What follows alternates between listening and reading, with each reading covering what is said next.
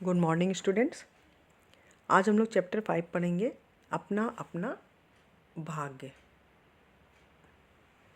अपना अपना भाग्य कहानी जैनेन्द्र जी द्वारा लिखित एक प्रसिद्ध कहानी है। इस कहानी में एक निर्धन, असहाय, शोषित और पीड़ित पहाड़ी बालक के जीवन का मार्मिक चित्रांकन किया गया है। यह कहानी आत्मपरक शैली में लिखी गई है। एक निर्धन पहाड़ी बालक जो परिवार की गरीबी से तंग आकर नौकरी की तलाश में अपने एक साथी के साथ नैनीताल आता है। लेखक और उसका मित्र जो नैनीताल में भ्रमण करने आए हैं, एक दिन उस बालक से मिलते हैं। दुर्भाग्य, भूख तथा गरीबी के थपेड़ों से सताए हुए उस बालक के दुखों का अंत यहाँ भी नहीं होता। लेखक और उनका मित्र भी उसकी कोई सहायता नहीं कर पाते। उसे सर्दी से बचाने के लिए भी वे असहाय की मदद नहीं करते। दुर्भाग्य, भूख तथा गरीबी के कारण वह बर्फ में ठिठुर कर मर जाता है और बर्फ की परत उसके ऊपर जमा हो जाती है।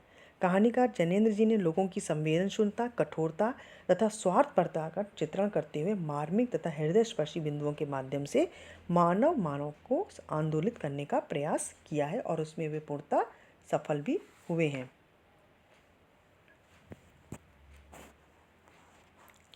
बहुत कुछ निरुद्देश घूम चुकने पर हम सड़क के किनारे बेंच पर बैठ गए। नैनीताल की संध्या धीरे धीरे उतर रही थी। रुई के रेशों से भाप से बादल हमारे सिरों को छू छू कर बेरोक घूम रहे थे।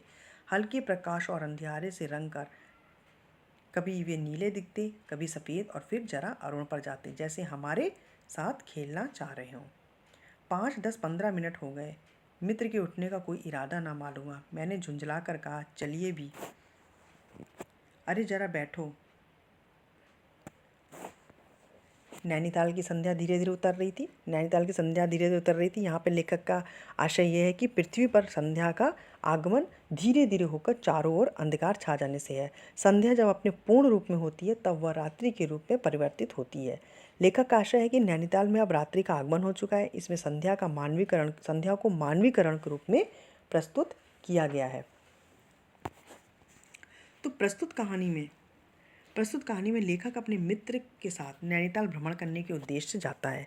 लेखक और उसके मित्र नैनीताल पहुंचकर एक होटल में ठहरे तथा वहां पे उन्होंने विश्राम किया। भ्रमण करने के पश्चात वे दोनों बिना किसी कार्य के सड़क पर पड़ी हुई एक बेंच पर बैठ गए और उनके आसपास का वातावरण आनंददायक था। वहाँ घूमने के लिए लोग बहुत दूर दूर से आए हुए थे। तालाब में अपने पालों को उड़ाती हुई किश्तियाँ और डोंगियाँ दौड़ रही थी। कुछ लोग तालाब के किनारे बेंच पर बैठे थे, कुछ मछली पकड़ने में आनंद का अनुभव कर रहे थे। उन्हें ना तो पीछे की बातों का ध्यान था और न ही भविष्य की कोई चिंता थी। लेखक बड़ी तन्मयता से सभी दृश्यों का अवलोकन कर रहा था। आकाश में भाप जैसे बादल छाए हुए थे। धीरे धीरे अंधेरा होने लगा।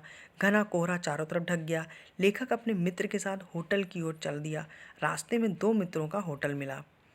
दोनों वकील छुट्टी लेकर जा चुके थे। लेखक अपने एक साथी मित्र के साथ आगे चल पड़ा।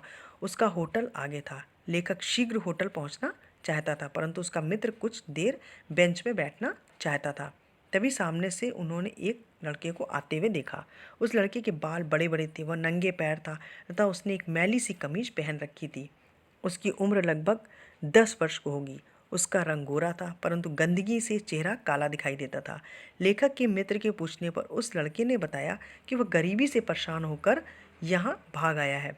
वह एक होटल में 1 रुपया और जूठा खाना खाकर अपना गुजारा करता है। जहाँ नौकरी करता था उसे वहाँ से भी निकाल दिया गया था। वह भूखा था। उसने बताया कि वह अकेला नहीं आया था, उसका एक साथी भी था जो मर गया। लेखक तथा उसका मित्र उस पहाड़ी बालक को लेकर अपने वकील मित्र के घर गए। वकील को नौकर की आवश्यकता थी। लेखक के मित्र ने वकील से उस लड़के को नौकर के रूप में रखने का आग्रह किया, परंतु वकील साहब ने अपने मित्र के आग्रह को स्वीकार नहीं किया।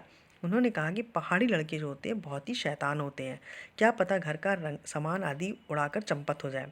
लेखक का मित्र उसे कुछ पैसे देना चाहता था। जब उसने जेब में हाथ डाला तो 10 रुपये के ही नोट थे, खुले पैसे नहीं थे। लेखक का मित्र बजट खराब होने के डर से 10 रुपये का नोट नहीं देना चाहता था। उसने उस लड़के से अगले दिन 10 बजे सुबह अपने होटल में आने का आग्रह किया। लेखक तथा उसका मित्र दोनों अपने होटल में आ गए। लेखक का मित्र होटल में पहुंचने के बाद भी इसी के बारे में सोचता रहा। भयानक सर्दी थी। उस लड़के के बदन में कोई ढंग का कपड़ा नहीं था। दूसरे दिन वह लड़का नहीं आया। वे दोनों मित्र भी उसका इंतज़ार नहीं कर रहे थे। लेखक और उसके मित्र जाने की तैयारी में थे। जब वे मोटर में सवार हो रहे थे, उसी समय समाचार मिला कि पिछली रात एक पहाड़ी बालक सड़क के किनारे पेड़ के नीचे ठिठुर कर मर गया। ये वही लड़का था जो रात के समय मिला था। दोनों मित्रों ने जब यह समाचार सुना तो कह उठे, अपना अपना भाग्य। प्रकृति ने स्वयं उसके लिए बर्फ की चादर के रूप में कफन की व्यवस्था कर दी थी। तो प्रस्तुत कहानी का अगर हम उद्देश्य देखें तो जैनेन्द्र जी द्वारा जो लिखित कहानी है अपना अपना भाग्य, इस यहाँ पे इनके लिखने का उद्देश्य ये है कि आज समाज का प्रत्येक व्यक्ति अपने अपने स्वार्थ में लगा हुआ है।